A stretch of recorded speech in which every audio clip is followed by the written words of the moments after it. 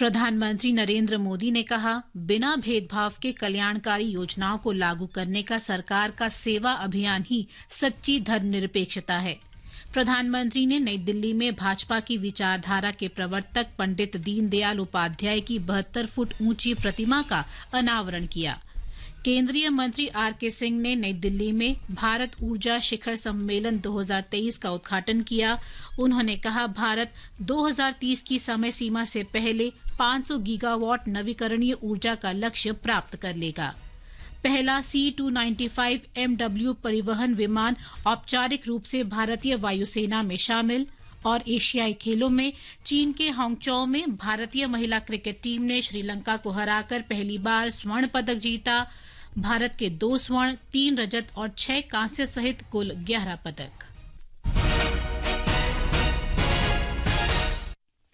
समाचार संध्या के साथ मैं प्रियंका अरोड़ा।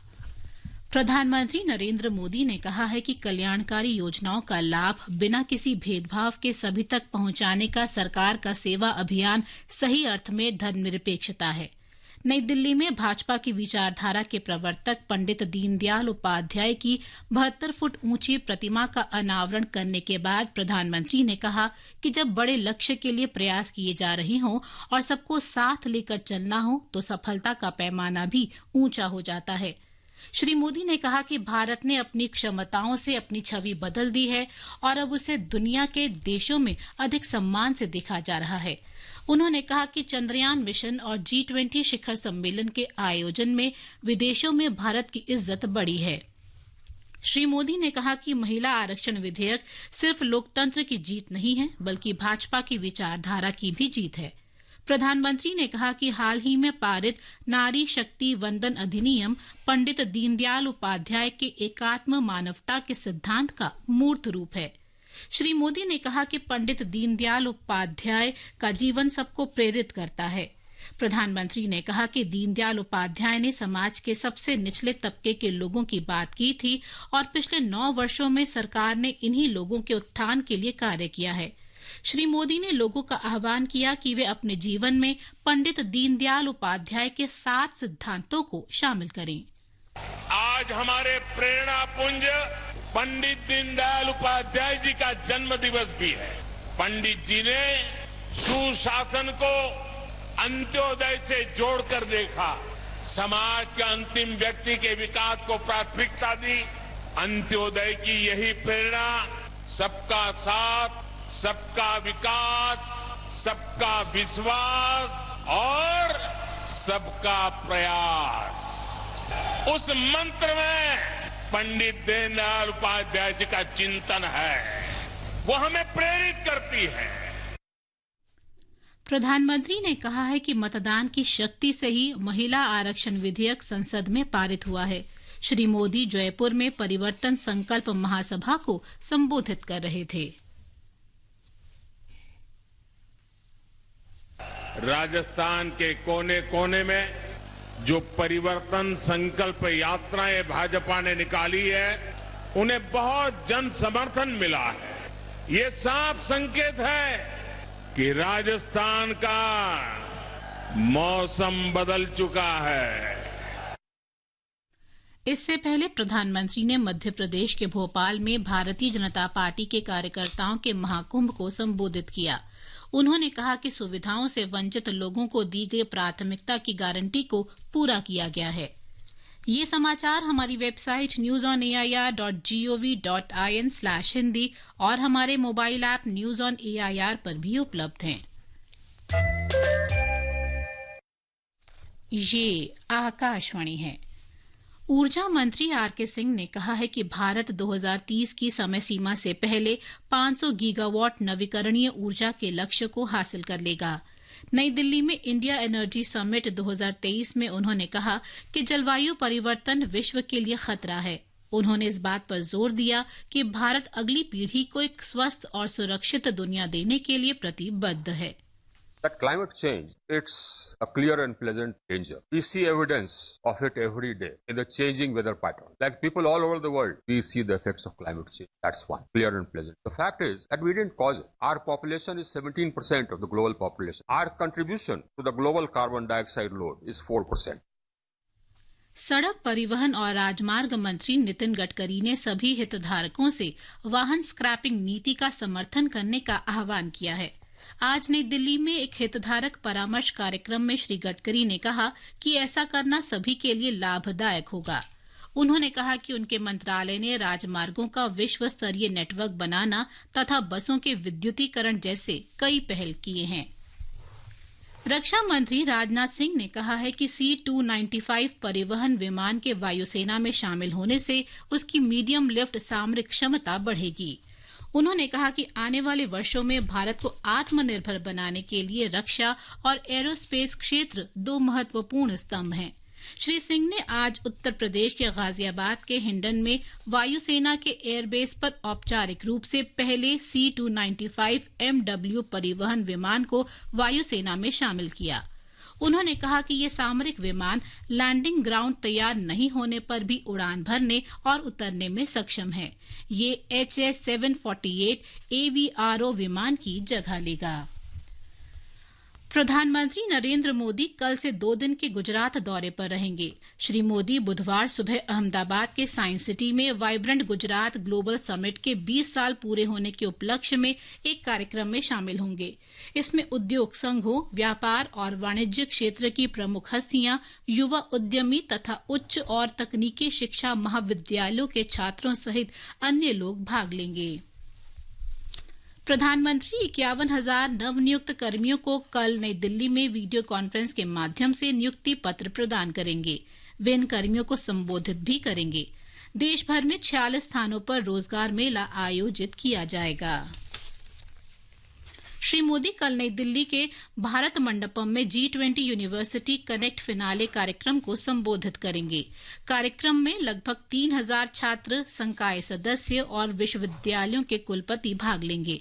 इस कार्यक्रम से देश भर के छात्र भी ऑनलाइन जुड़ेंगे। भारतीय प्रशासनिक सेवा के 2021 बैच के 182 अधिकारियों के दल ने आज राष्ट्रपति भवन में राष्ट्रपति द्रौपदी मुर्मू से भेंट की। ये अधिकारी विभिन्न मंत्रालय और विभागों में सहायक सचिव के पद पर नियुक्त हैं। राष्ट्रपति द्रौपदी मुर्मू कल मध्य प्रदेश के इंदौर में इंडिया स्मार्ट सिटी कॉन्क्लेव 2023 में शामिल होंगी। Shrimati Murmu India smart cities award प्रतियोगिता के 4थे संस्करण के विजेताओं को सम्मानित भी करेंगी। 2 दिन के सम्मेलन का आयोजन आवास और शहरी मामलों का मंत्रालय कर रहा है। छत्तीसगढ़ में आगामी विधानसभा चुनाव के मद्देनजर राजनीतिक गतिविधियां तेज हो गई हैं। कांग्रेस सांसद राहुल गांधी ने आज छत्तीसगढ़ के बिलासपुर जिले में आयोजित एक कार्यक्रम में ग्रामीण आवास न्याय योजना का शुभारंभ किया। उधर भारतीय जनता पार्टी की प्रदेश में 2 परिवर्तन यात्राएं निकाल रही हैं। इन परिवर्तन यात्राओं में आज केंद्रीय राज्य मंत्री नित्यानंद राय, विश्वेश्वर टुडू और श्रीपद नाइक के अलावा पार्टी के अन्य वरिष्ठ नेता शामिल हुए। उधर तमिलनाडु में ऑल इंडिया अन्ना द्रमुक ने राष्ट्रीय जनतांत्रिक गठबंधन से औपचारिक विभाजन की घोषणा की है। आज शाम चेन्नई में पार्टी के जिला स्तरीय सचिवों की बैठक में सर्वसम्मति से ये फैसला लिया गया। बैठक पूर्व मुख्यमंत्री और पार्टी के महासचिव ई पलनीसामी ने बुलाई थी।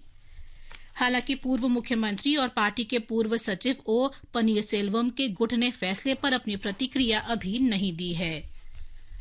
मत्स्य पालन, पशुपालन और डेयरी मंत्री पुरुषोत्तम रूपाला ने आज विशाखापट्टनम में आधुनिक समुद्री संग्रहालय का उद्घाटन किया। इस संग्रहालय में 200 से अधिक किस्म की मछलियां और अन्य समुद्री उत्पाद संरक्षित हैं। रसायन और उर्वरक मंत्री मनसुख मांडविया कल नई दिल्ली में फार्मा मेडिटेक क्षेत्र में अनुसंधान, विकास और नवाचार पर राष्ट्रीय नीति का शुभारंभ करेंगे। वे फार्मा मेडिटेक क्षेत्र में अनुसंधान और नवाचार को बढ़ावा देने के लिए योजना भी शुरू करेंगे। स्वास्थ्य और परिवार कल्याण राज्य मंत्री SP सिंह बघेल ने आज नई दिल्ली में अखिल भारतीय आयुर्विज्ञान संस्थान के स्थापना दिवस समारोह की अध्यक्षता की। श्री बघेल ने विद्यार्थियों को उनकी उपलब्धियों और योगदान के लिए पुरस्कृत किया। ये समाचार आकाशवाणी से प्रसारित किए जा रहे हैं। ताजा समाचार जानने के लिए आप हमारे Twitter handle @AIR News Hindi को फॉलो कर सकते हैं। समाचार संध्या में आपका फिर स्वागत है। एशियाई खेलों में आज दूसरे दिन भारत ने 2 स्वर्ण, 3 रजत और 6 कांस्य पदक जीते। भारत के पदकों की कुल 11 संख्या हो गई है। ब्यौरा हमारी खेल संवाददाता से। महिला क्रिकेट के फाइनल में भारत ने श्रीलंका को 19 रन से हराकर इस स्पर्धा में पहली बार स्वर्ण पदक जीता। भारत ने पहले बल्लेबाजी करते हुए श्रीलंका को 117 रन का लक्ष्य दिया था। श्रीलंका की पूरी टीम निर्धारित 20 ओवर में 8 विकेट पर 97 रन ही बना सकी।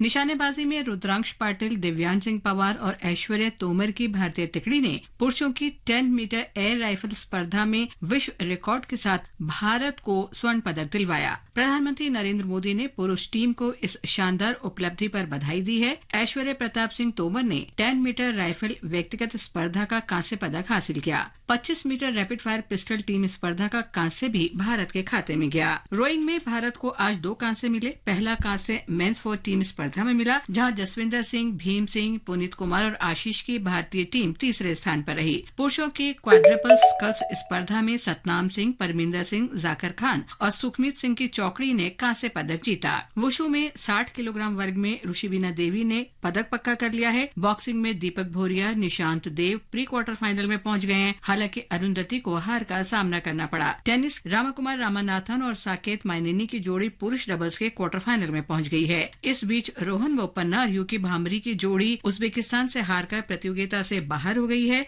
खेलों में कल हॉकी में भारत का मुकाबला सिंगापुर से होगा। इसके अलावा बॉक्सिंग में लवलीना बोरगोहेन, निशांत देव, सचिन और संजीत की चुनौती रहेगी। टेनिस के भी सिंगल्स और डबल्स मुकाबले खेले जाएंगे। भारत 2 स्वर्ण, 3 रजत और 6 कांस्य पदक सहित कुल 11 पदकों के साथ तालिका में 6ठे स्थान पर है। खेल डेस्क से लवलीन निगम। प्रधानमंत्री नरेंद्र मोदी ने एशियाई खेलों में महिला क्रिकेट टीम को स्वर्ण पदक जीतने पर बधाई दी है। प्रधानमंत्री ने कहा कि भारतीय टीम का प्रदर्शन शानदार रहा और देश को भारतीय महिला टीम की इस उपलब्धि पर गर्व है। आकाशवाणी का समाचार सेवा प्रभाग लाइव फोन इन कार्यक्रम पब्लिक स्पीक में आज रात 9:30 बजे पीएम विश्वकर्मा योजना विषय पर विशेष चर्चा प्रसारित करेगा। इसमें सूक्ष्म, लघु और मध्यम उद्यम मंत्रालय में अपर सचिव तथा विकास आयुक्त डॉक्टर रजनीश श्रोताओं के सवालों के जवाब देंगे। कार्यक्रम के दौरान पात्रता, पंजीकरण प्रक्रिया, पारंपरिक शिल्प के लिए सरकारी सहायता, विपणन, ऋण सहायता और प्रधानमंत्री विश्वकर्मा योजना के विभिन्न पहलुओं तथा इससे जुड़े अन्य मुद्दों के बारे में श्रोता सवाल पूछ सकेंगे। टेलीफोन नंबर है 011-2371-7106 और 011-2331-4444। और अब आर्थिक जगत की खबरों के साथ हैं विभूति मिश्र।